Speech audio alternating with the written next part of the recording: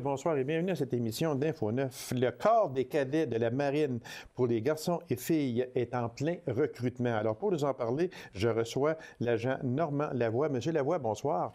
Bonsoir, monsieur. Merci d'avoir accepté cette invitation-là. Ça fait quelques fois que vous venez à mon émission, puis c'est toujours un plaisir que de vous recevoir parce que il me semble qu'on commence à en entendre parler beaucoup plus des cadets. On ne savait pas que ça faisait tant d'années même que ça existait. On avait un petit peu... on pensait que c'était un peu un cercle fermé, mais ce n'est pas ça, absolument pas. C'est parce qu'on n'avait pas eu l'occasion d'en parler plus en profondeur. Et je vous félicite également pour le travail que vous faites au corps de cadets de la marine. J'en ai entendu parler. Vous êtes un père pour ces enfants-là. Merci. Parce que moi, je pense que vous allez être d'accord avec moi, M. Lavoie. Moi, je me suis toujours dit... Parce que les gens, très souvent, disent « Ah, les jeunes aujourd'hui, ils foutent rien. » Puis bon, si, c'est ça. Bon, mais je pense que vous allez être d'accord que les jeunes aujourd'hui, si on sait les encadrer, ils sont pas méchants, les jeunes. Absolument C'est pas vrai. Ils ne sont pas pires des jeunes d'aujourd'hui que les jeunes de notre temps. Nous, c'est ça, exactement. La seule différence qu'aujourd'hui, c'est qu'ils ont peut-être plus de choix. Oui, ça, par exemple, oui. Peut-être à un moment donné, ça les mène un petit peu, mais en général, ils sont très participatifs. Puis on n'a pas un mot à dire. Il s'agit de les encadrer, comme vous dites, puis de lui permettre d'évoluer, puis de s'épanouir aussi, de faire confiance. Exactement. Hein, le vrai problème, je vous dirais aujourd'hui, c'est la confiance que là, les vous touchez un point vraiment sensible, là. Faire confiance aux jeunes. C'est ça. C'est ça, je pense, qui est important. Partager avec eux autres. C'est important de faire comprendre que nous avons été ce qu'ils sont, puis ils vont devenir ce que nous sommes. Voilà, exactement. Faire le lien, à ce moment-là, bien, ça va bien, à ce moment-là. Et vous êtes placé pour en parler parce que vous travaillez avec ces jeunes-là. Absolument, absolument. Regardez, le corps de cadets de la marine de Rouyn-Noranda, il existe depuis 63 ans. C'était le premier corps de cadets qui avait été fondé. Vous me dites 63 ans? Oui. Mon Dieu. C'était le premier corps de cadets. J'ai failli dire 25-30 ans, mon Dieu. C'était le premier corps de cadets qui a été fondé en Abitibi-Témiscamingue, de toute son histoire. Et puis, c'est un prêtre militaire de religion catholique qui a été transféré à Noranda à l'époque. OK. Et puis, lui, il a décidé d'avoir des cadets de la marine. C'est même que ça a commencé. Eh bien. Actuellement, le corps de cadets de la marine est en pleine campagne de recrutement. Ça s'adresse spécifiquement à qui, monsieur Ça s'adresse aux jeunes garçons, aux jeunes filles, adolescents de 12 à 18 ans. C'est gratuit. Ce qui est bon de spécifier aussi, c'est que le but des cadets de la marine, c'est pas de faire d'eux plus tard des marins ou des militaires. Oui, ça, c'est important de le spécifier, M. Lavoie. Puis je sais qu'on a déjà parlé, mais ça me fait rien. Je veux revenir pareil sur le sujet parce qu'il est important de dire et de spécifier que les cadets, ça ne mène pas à l'armée. Absolument pas. Le but des cadets, c'est de faire des jeunes de meilleurs citoyens, de les faire progresser, de les faire participer dans des activités qui sont intéressantes, les faire les intégrer à la société. Et puis, les forces canadiennes, eux, ont un progrès avec Cadets Canada. Et puis, on s'occupe des jeunes garçons et des jeunes filles en leur apprenant différentes choses. Là. Au niveau de la marine, c'est bien sûr, parce qu'aujourd'hui, on parle de la marine, mais ça peut être au niveau de l'aviation aussi, ou de la force terrestre. Mais vraiment, le but des cadets de la marine, je vous dirais que quand on regarde, en général, il n'y a pas 1% des cadets qui deviennent des militaires. Ah, mon Dieu, oui. Absolument pas. Puis je vous dirais que la grande majorité qui ont fait des cadets deviennent, comme moi, quand ils s'enlignent vers les forces armées, des officiers CIC dans le cadre des instructeurs de cadets pour s'occuper des jeunes. Alors, ils ont tellement apprécié, aimé, qu'ils veulent poursuivre parce qu'après 18 ans, on ne peut plus faire partie des cadets. Lorsqu'ils atteignent l'âge de 18 ans, ils peuvent demeurer jusqu'à leur anniversaire de 19 ans. Après ça, ils quittent. OK. Quelques-uns, comme je vous disais, quelques-uns vont faire comme moi, vont continuer dans la réserve CIC pour s'occuper des cadets. OK. Ça s'adresse aussi, il faut le spécifier, et vous l'avez spécifié très vitement tantôt, on va revenir, ça s'adresse aussi aux filles. Absolument. Parce que très souvent, on prétend qu'il y a seulement des garçons qui sont cadets. Non. Je vous dirais qu'il y a des années, il y a peut-être plus de filles que de garçons. Ça diverge. Écoutez, présentement, nous en avons 35 environ. Je vous dirais qu'il y a peut-être présentement une quinzaine de filles, la balance c'est des garçons. Et d'autres années, c'est un peu différent. Il y a des années que Le commandant cadet, c'est une fille, l'autre année, c'est un garçon, tout dépendant de l'évolution OK. de sa carrière de cadet, si on peut dire, de son parcours de cadet. Et puis, Mais, Monsieur Lavoie, ça vient de quel endroit, ces filles et ces garçons-là qui sont cadets? Parce que là, on parle de l'Abitibi-Témiscamingue, ou bien non, si on parle juste du secteur Rouyn-Noranda? lorsqu'on parle de cadets de la marine, on parle seulement du secteur de Rouyn-Noranda. OK. Fait que c'est des jeunes qui viennent soit de la ville de Rouyn-Noranda ou des villages environnants, OK. la majorité du temps.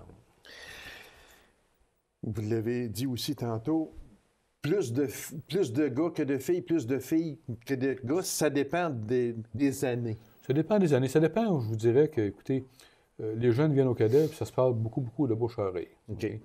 Beaucoup de jeunes vont apporter avec eux autres, ils vont demander à leur ami de les accompagner. Fait que tout dépendant du cercle d'amis qu'ils ont. Quand c'est des filles qui sont amies avec plusieurs autres filles, Oui, c'est exactement. vont venir. Ça dépend vraiment. Puis ce qui est intéressant pour les filles, c'est que ça fait pas tellement des années que les filles ont accès au cadet. Ah, Je dirais que ça fait peut-être une trentaine d'années. OK. Puis pour eux autres, c'est une façon de s'impliquer. Parce que au cadet, ce qui est intéressant, c'est que ce qu'on leur enseigne durant l'hiver, ils le mettent en application durant l'été. Ah, OK. On parle de cadet de la marine, ça veut dire qu'on parle d'un équipage. Lorsqu'on fait le rassemblement le mardi soir, ben, c'est l'équipage. L'équipage, vous avez des officiers comme moi qui supervisent les cadets. Mais dans les cadets, vous avez des sous-officiers, puis vous avez des cadets. Fait qu'est-ce que les jeunes apprennent durant l'été lorsqu'ils vont sur des camps d'été? À ce moment-là, ils vont le mettre en pratique à bord d'un navire.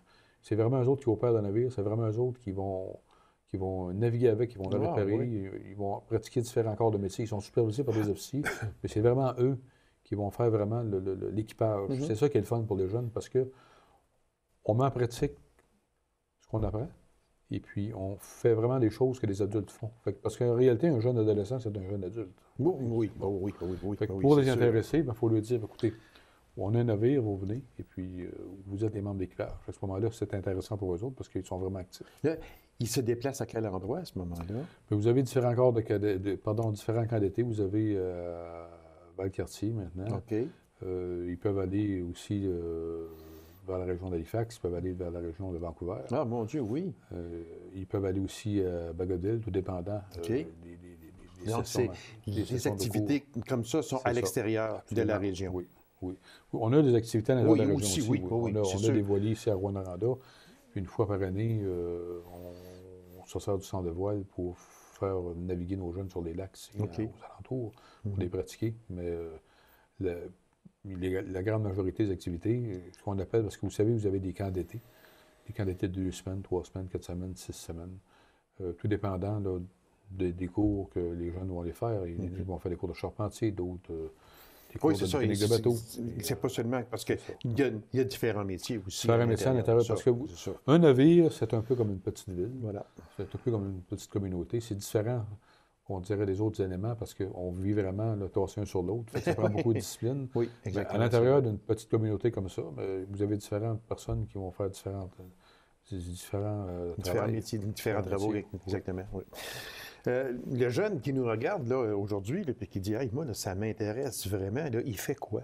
Écoutez, nos réunions, nous, c'est à tous les mardis soirs, OK. au 243A rue Murdoch. Ça se trouve être au sol d'un ancien bureau de poste de Noranda. Ah, OK. Non loin de l'aréna Dave Keon. Oui. C'est de 18h30 à 21h15. Il y a seulement qu'à se présenter là. Et puis, on va lui l'informer. On va lui donner les pamphlets qu'il faut. Il peut venir avec un parent. L'idéal, c'est ça. C'est ça. Sinon, on donne l'information, puis après, on rencontre les parents. Comme je le disais tantôt, les cadets, c'est gratuit. Les uniformes sont fournis. Les instructeurs sont là pour eux. On a un comité de parents aussi qui s'occupe des jeunes. Le jeune qui vient pour s'inscrire dans les cadets, il peut quitter quand il veut aussi. Oui, OK. Il n'est pas pris avec un contrat. S'il aime ça, il demeure. S'il n'aime pas, il peut laisser peu importe le temps. Peu importe le temps. La seule chose qu'on lui demande, c'est de son temps, lui, d'être capable d'écouter, de se concentrer pour être capable d'apprendre l'enseignement de façon correcte. Parce que lorsqu'on part en mer, parce que ça arrive, les jeunes sont à bord de grands voiliers. À ce moment-là, il faut qu'ils soient capables de diriger ce voilier-là et s'en occuper. Bien, mon Dieu. Mais c'est vraiment... Belle expérience. Les jeunes, comme on dit, le langage des jeunes, on dit souvent, c'est trippant, mais écoutez bien. Si vous voulez tripper pour avoir du plaisir, avec les cadets, si vous voulez faire autre chose qui est différent des autres, dans les cadets, parce que dans les cadets, les jeunes vont faire du sport, ils vont faire différentes activités. Hein. Ils vont s'impliquer socialement aussi. Est-ce que Monsieur Lavoie, la signature des parents est obligatoire, je présume, Oui, à ce moment-là, parce que ces jeunes-là ne sont pas majeurs. Non, parce que, écoutez, c'est une activité probablement parascolaire. OK? Comme n'importe quelle autre activité. OK. Et puis, à l'intérieur des cadets, on a des assurances qui couvrent les jeunes en cas de blessure. Des fois, Oui, un jeune peut tomber, se casser un membre, c'est ça, sans faire exprès en faisant des sports. Fait que ça prend la signature soit du parent ou du tuteur. OK. Durant l'été, est-ce qu'il y a des activités? À Rouyn-Noranda, durant l'été, comme je vous disais tantôt, on a une fin de semaine de voile, puis on a une fin de semaine aussi de canot camping. C'est qu'on amène les jeunes, on choisit un site, on parcourt, et puis on part en canot, puis on va camper dans le bois. Puis l'été, on fait à l'intérieur de la région ici une fin de semaine de voile. OK. Avec des voiliers. Puis il y a les camps d'été, comme j'expliquais tout à l'heure. Oui, exactement. Pardon. Les flottilles qui ont eu lieu dernièrement à Gatineau, c'est quoi exactement, M. Lavoie, ça? Les flottilles, c'est un regroupement de tous les corps de cadets de la Marine du Québec. Ah, OK. Qui couvre environ une douzaine de corps de la Marine. Et puis, les flottilles, c'est des activités, vous avez des quiz, vous avez des activités de lance aux amarres, vous avez des activités de ce qu'on appelle la BIG. La BIG, c'est que vous avez 2 navires parallèlement, et puis les jeunes vont monter des panants. Le panant, écoutez, c'est l'ancêtre, on peut dire, de l'hydraulique d'aujourd'hui. Voilà, avec des poulies et des câbles. Oui, exactement, Ils vont transporter du matériel d'un navire à l'autre. Ils vont faire, entre eux autres, des compétitions au niveau des techniques navales et maritimes qu'ils ont appris au niveau des techniques de navigation. OK. C'est ça qu'ils font tous les cadets de la marine de la province. Ils sont plusieurs à ce moment-là? Je vous dirais, ils sont alentour d'au moins 300 cadets, tout dépendant des années. Ah, mon Dieu. Oui. C'est une belle 300, 400 cadets dépendants des jeunes qui peuvent se libérer pour y aller. Exactement. Dans la fin de semaine du 8 au 10 février, soit la fin de semaine prochaine, au moment où l'émission va être en ondes, les Jeux des cadets de la région, c'est quoi aussi, ça, exactement? Ça, c'est très intéressant. Vous savez, dans la région aussi, en Abitibi-Témiscamingue, vous avez des cadets de la marine à Rouyn-Noranda, nous sommes les seuls, mais vous avez aussi un corps de cadets d'aviation à Rouyn-Noranda. Vous avez un corps de cadets d'aviation à Malartic, Val-d'Or, cadets de l'armée de terre, de la Sarre, Amos et Sainte-Terre. On se regroupe, on fait des sports durant cette fin de semaine-là, on fait des activités conjointes. Et puis, il y a de l'orienteering. L'orienteering, c'est une activité, les jeunes, avec des boussoles. OK. Il faut qu'ils soient dans un point X, trouver quelque chose. C'est vraiment intéressant, monsieur. Ah oui, écoutez, regardez, on vous écoute parler, là, puis vraiment, les jeunes qui veulent aujourd'hui... les jeunes ne s'ennuient pas du tout. Absolument pas. De temps en temps, on a des fins de semaine de danse, de spectacle pour eux autres. On ne fait pas juste travailler. Vous vous en occupez. Absolument. C'est ça qu'il y a. On s'en occupe, on demande leur avis aussi, puis ils participent avec nous autres pour être capables de faire des activités, puis on les implique. Quand je parlais tantôt de sous-officiers dans les cadets, on les implique avec nous autres pour qu'ils prennent des décisions. C'est ça. Puis voir au bon fonctionnement. Et ils sont écoutés aussi. Absolument. Une dernière question, M. Lavoie, c'est qu'il y a une compétition régionale aussi le 16 mars prochain. C'est quoi exactement? Le 16 mars prochain, c'est la compétition de tir, si je ne me trompe pas, oui, de tir à la cible. Les jeunes au cadet, on a une carabine, ce qu'on appelle la DZ, une carabine à air comprimé, c'est pas que ça peut d'arme à feu. Et puis à ce moment-là, on compétitionne les corps de cadets, l'armée de terre, l'aviation, la marine ensemble. Puis il y a des activités de sport aussi qui se font durant cette fin de semaine-là. Et aussi le 10 février, il y a un souper spaghetti à la salle des Mousses de Rouen également. Vous savez, au niveau des forces canadiennes, les forces canadiennes vont fournir des officiers comme moi, vont fournir des camps d'été, des uniformes, tout ça, mais localement, il faut s'organiser pour payer nos locaux. Fait que 3 ou 4 fois par année, on organise des levées de fonds des activités pour ramasser un peu de sous pour être capable de payer nos locales. OK. Fait que, en terminant, à peine 15-20 secondes, ceux qui seraient intéressés font quoi, M.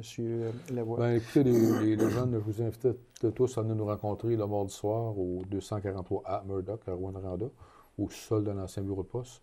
Et puis, ça va nous faire plaisir de vous donner de l'information, de répondre à vos questions, de vous présenter un petit reportage qui explique les cadets plus en profondeur. Et puis, on va faire le tour de la cour. C'est ça. Et puis, si, advenant le cas où vous n'aimez pas ça, comme vous avez dit, vous n'êtes pas attaché par un contrat, absolument rien. Puis, ça prend la permission des parents également. Monsieur Lavoie, merci infiniment, c'était très intéressant. Je vous remercie de l'invitation, puis au plaisir. Ah, c'est sûr qu'on va se revoir, j'en suis persuadé, Monsieur Lavoie. C'est moi qui vous remercie. Courte pause, on vous revient immédiatement après. Restez avec nous, mesdames et messieurs.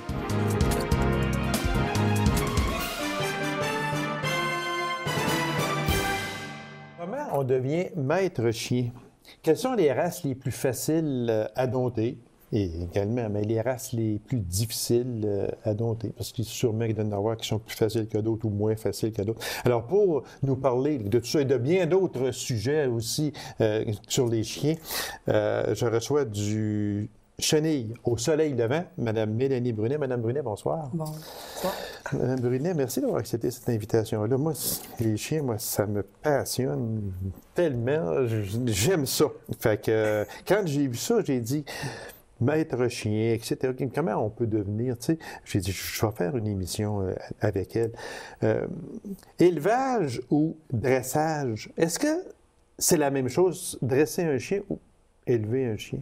Non, pas du tout. Ah non, non. Voyez-vous, moi, en partant, là, je pensais que c'était pareil. Non, pas du tout.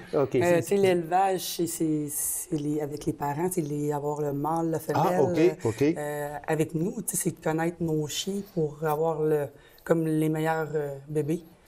Pour la race. Il y a plein de bonnes races pour l'élevage, c'est ça. C'est beaucoup de temps, c'est beaucoup de écoutez, l'élevage, ça part de la naissance. C'est ça. C'est d'avoir une bonne génétique aussi, parce que nos chiens sont quand même assez reconnus. Ils sont reconnus pour la race, le peu race. Les hanches, c'est tout un déroulement. C'est beaucoup de vétérinaires, de frais de vétérinaires pour être sûr d'assurer que les bébés vont être en santé et qu'ils vont avoir une bonne génétique. Fait que ça, on appelle ça élevage. Oui. Et quand on parle de dressage, là, c'est plus pareil. Le dressage, c'est plus pour le comportement qu'il y a. C'est plus pour apporter le chien qui soit bien. Ça va aider que le chien ait plus confiance en lui. C'est vraiment de travailler, c'est une forme de jeu, dans le fond, le dressage. Il faut que ça devienne un jeu.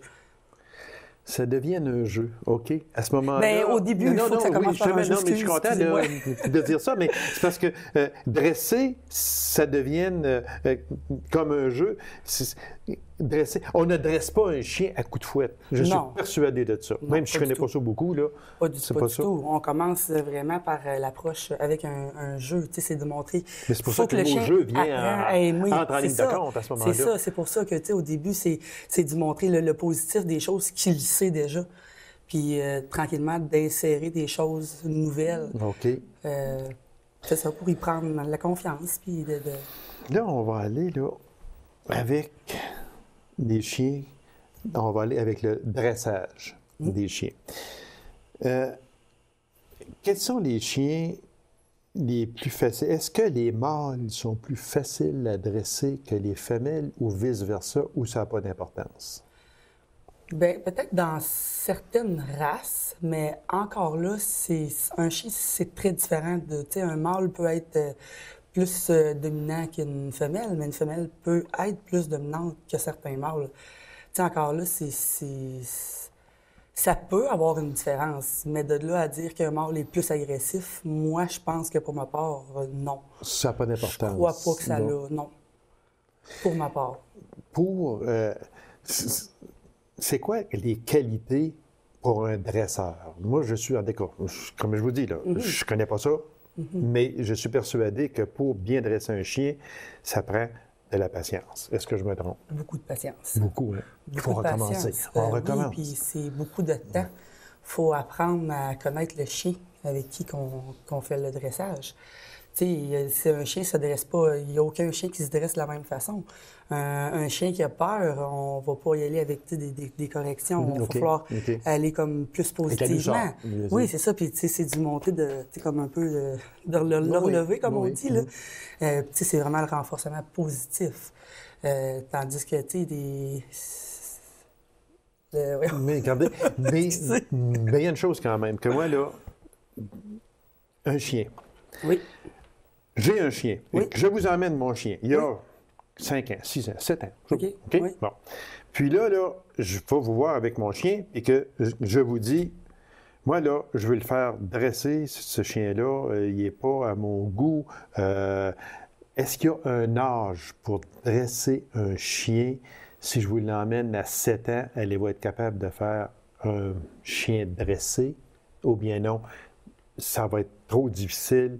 J'aurais dû vous l'emmener à 1 an ou à 6 mois.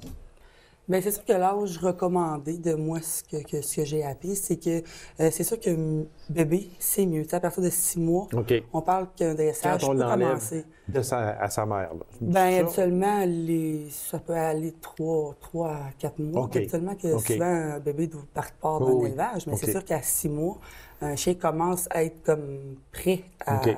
à recevoir un entraînement, là.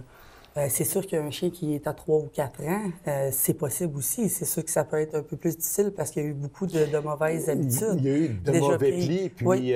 lui faire perdre ses mauvais plis pour lui en donner Aussi. de bons plis, entre parenthèses, Oui. ça devient plus difficile. Plus le chien est âgé à ce Oui. moment-là. Oui, c'est sûr, mais encore là, il y a certains chiens, il y a certaines races de chiens, il y a certains cas où des fois, ça peut être facile aussi de 2 à 3 ans, là. Ah, 4, OK. 5 ans ou OK. 5, 6 ans. Ça dépend encore là du chien, là. Si on parlait de race de chien, c'est quoi le... Est-ce qu'il y a une race qui est plus facile que d'autres à dresser? Ou ça dépend du dresseur, ou je sais pas. Plus facile. C'est sûr qu'il y a certaines races qui sont, tu sais, qu'on voit plus souvent OK. aussi, tu sais, qui sont... Oui, je dirais peut-être qu'il y aurait certaines races que, pour ma part, là, je me dis oui, tu sais, comme, je sais pas si je peux vous dire des races, tu sais, comme... Oui, tu sais, allez-y. comme moi, un chien, quand j'ai justement fait ma formation en maître chien, le Welsh Corgi, comme les chiens de la reine. OK, oui, Vous connaissez un peu? oui, un peu, oui, je sais pas c'est quoi, là. Moi, je ne connaissais pas vraiment OK. cette race-là, mais moi, j'ai travaillé avec ce chien-là, puis OK. c'est moi qui ai fait son dressage, puis écoutez, j'ai été vraiment surpris, tu sais, de vouloir du contact avec le contact chien, avec le chien. vraiment, tu sais, un berger allemand, pour ma part, c'est très plaisant à faire l'éducation avec un berger allemand. Un berger allemand, c'est ça... Tu sais, ça a du... Ça, c'est vrai, oui. Ça l'aime travailler. C'est un chien Oui. puis il est attentif à son maître. Il me regarde. Puis, quand on respecte le chien, il va nous respecter puis il va nous apporter il va aimer qu'est-ce qu'on va lui apprendre. Les fameux Danois, on en entend, ce sont des chiens... Les grands Danois. OK. Les grands Danois. Est-ce que c'est vrai que ces chiens-là ont une mâchoire qui peut quasiment couper un bras quasiment? Ça se peut-tu, mais non, si c'est exagéré? Les grands Danois, moi, Ouais, je non. dirais peut-être plus pour les pitbulls dans les catégories. Oui, là, plus, on parle dans les ouais, pitbulls. les Là, grands ça, c'est Danois. malin. Ça, c'est, est-ce que c'est malin?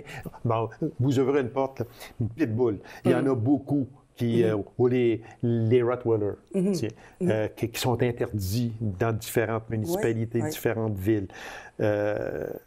C'est quoi qu'ils ont ces chiens-là pour être aussi malins? Ou je sais pas. Mais là. encore là, c'est comme n'importe quelle autre race de chien. On Un les a rendus pitbull, malins. c'est parce que le pitbull, c'est ça, ça part d'une base. C'est le maître. Le maître agit comment avec son chien? Tu sais, un chien qui était battu, ça devient agressif. Parce que ce soit un pitbull, un golden, un labrador, peu importe la race en tant que telle. C'est sûr que le pitbull, je dirais qu'il va avoir plus une facilité à sortir de l'agressivité. Ah, OK. Mais, tu sais, un chien ne choisit pas son maître. Les gens vont aller chercher un chien qui veut avoir un chien qui, tu sais, il fait peur. Il fait peur, c'est ça. Tu sais, il est fier de S'il y a son du chien. monde qui rentre chez nous, il va avoir peur du chien. Ben, Tu sais, il c'est va avoir ça. Puis, tu sais, le chien le ressent, ça. Oui. Écoutez, puis ça se doit être n'importe quelle race. Par contre, parce qu'on voit ça à l'occasion, le maître du chien il va parler fort à son chien, puis le chien est là, puis il va se renfermer. C'est parce qu'il a peur? Est-ce que c'est parce que le chien a déjà été battu ou s'il sait que s'il n'écoute pas, il va être battu? Mais je comprends Mais je veux dire, pas parce si- qu'il y en a des fois qu'ils vont parler à leur chien, puis le chien, là, il va se mettre en boule quasiment, puis il va avoir peur. OK. Ben, habituellement, c'est sûr que C'est le crier... règne de terreur, ça, à ce moment-là? Ben, ou c'est quoi? sûr que crier, déjà là, le chien, il Il comme... a peur. Qu'est-ce qui va se passer? Ah, OK. Qu'est-ce que j'ai fait? OK. Tu sais, c'est de l'insécurité, c'est le questionnement, c'est avec le ton, ça peut apporter beaucoup de choses, là. Comment on fait, Mme Brunet, pour approcher un chien qui nous est inconnu? Et j'entends par là, j'ai affaire à M. X, moi, je rentre dans sa cour, son chien n'est pas attaché à rien. J'ai pas peur des chiens, sauf que quand ça s'en vient vers moi, puis c'est haut comme ça, on a une certaine crainte. Comment c'est quoi? Comment on agit face à un chien comme ça? Est-ce qu'il y a une manière? Est-ce qu'il y a... Bien, c'est sûr que, écoutez, ça dépend beaucoup des circonstances. Arriver comme chez quelqu'un, si on est averti ou pas averti, un chien qu'on ne connaît pas, c'est sûr qu'il faut se faire sentir. C'est sûr qu'il faut faire sentir sans vraiment d'aller vers lui, tu sais, comme vient poser notre... c'est vraiment de se faire sentir, de voir comment que le chien réagit. Parce il y a plusieurs signes d'un chien qui est... Un chien qu'on arrive chez lui, c'est inconnu, c'est son terrain à lui. Oui, c'est ça. On rentre dans son domaine à lui, là. Oui, c'est ça. Fait que, tu sais, un chien qui a comme la queue par en dedans, ça peut être la peur, il peut devenir agressif. Un chien avec la queue haute, ça peut être dominant. Fait que l'approche, c'est vraiment de se faire sentir. Souvent, le maître, c'est préférence que le maître soit à côté, puis demander la permission. Exactement. On va aller avec des questions en rafale un peu, parce que le temps passe vite, puis j'en ai beaucoup. Comment on récompense un chien après un bon coup? Mais pour ma part, personnellement, moi, j'aime beaucoup le physique. Ah, OK. Physiquement. C'est comme une correction. Ah, OK. Tu sais, une correction physique, comme une morsure, vite fait. Mettons une morsure, on prend une pression sur le bout de la langue vers le fond. Non. On prend un os, on le met dans la bouche. Bon chien. Ah, OK. Ça vient de lui dire que c'est que tu as fait, que c'est pas correct. Si tu veux mordre, c'est ça qu'il faut que tu mordes. Ça sont tous des c'est toujours une... Comment on punit un chien? Il y en a qui vont prendre un journal, ils vont le frapper. Il y en a qui vont lui donner un coup de pied, il y en a qui vont... Non, moi, pour le journal, ce qu'on m'a vraiment dit, puis que j'ai fait « Ah, c'est vrai », c'est qu'un maître arrive, puis tu sais, non. Avec le journal, une claque, le chien reçoit un inconnu, une journée, un enfant peut arriver du journée le lendemain, puis qu'il décide de donner un geste brusque ou un coup de journal, puis que le chien ne l'accepte pas. Tu sais, je me dis, ça peut engendrer à long. Alors, comment on punit un chien d'abord? Habituellement, c'est pas physique. Comme moi, c'est beaucoup physique. Moi, tu sais, j'ai les laisses dans les coups. Comme une petite correction sec qui surprend. Ah, OK. C'est pas besoin d'avoir le gros chat. Non, pas de coup, non. Aucun coup. Parce qu'on en voit des fois, malheureusement, des personnes frappent ils disent, c'est un chien, je peux le frapper. Non, la correction, c'est toujours physique. Physique, c'est toujours physique, mais tu sais, comme sec, surprendre. On va aller avec la tonte d'un chien. Parce que je sais que c'est important. Quand et pourquoi on peut tondre un chien? D'abord, est-ce que c'est bon? Tondre un chien? Oui, ça dépend de l'entretien que le maître consacre à son chien. Un chien qui a le poil long, qui n'est pas entretenu, il peut mêler, ça peut causer des problèmes de peau. Fait que c'est sûr que celui-là, encore là, c'est bien de le faire tondre. La maison, souvent, les gens vont le faire tondre à cause du poil dans la maison, la perte de poil. Quand on fait tondre un chien? Bien, comme un entretien, on peut parler entre 3 et 5 mois. Tout dépend de la race de chien, le type de poil, l'entretien que le maître... Est-ce que c'est bon de faire tondre un chien l'hiver, s'il est dehors? Pas dehors, non. C'est vraiment pas recommandé de tondre un chien qui est à l'extérieur, toujours. C'est de le faire tondre à l'automne pour que le poil ait le temps de repousser. Il y a plusieurs longueurs aussi pour la tonde de chien l'hiver. On recommande beaucoup de le faire plus long. Ah, OK, exactement. La maladie qui pourrait être la plus répandue chez les chiens, ça peut être quoi? La maladie? Non, il n'y en a pas spécifique ou bien non? Puis, tu sais, il y a le cancer comme... le cancer de plus en plus qu'on en voit chez le chien, malheureusement. Quand on est rendu là, avec des cancers chez l'humain, chez les animaux, c'est rendu... il reste à peine 1 minute, puis j'ai une question que je veux vous poser. Comment on devient maître chien? Mais écoutez... Est-ce que vous êtes maître chien? Oui, le meilleur, c'est d'aller chercher une formation dans une école spécifique où ce qui est reconnu, un diplôme... Il faut que ce soit une bonne école. Il faut faire de la recherche pour aller chercher la bonne école, pour avoir le meilleur professeur et devenir... Exactement. Madame Brunet, merci beaucoup. C'était vraiment très intéressant. Puis, c'est au chenil du soleil levant à Macamic. Madame Brunet, merci beaucoup. C'était vraiment merci à vous. Très, très bien. Merci bien. Alors, mesdames et messieurs, merci d'avoir été là. On se donne rendez-vous à une prochaine émission d'Info 9. Au revoir.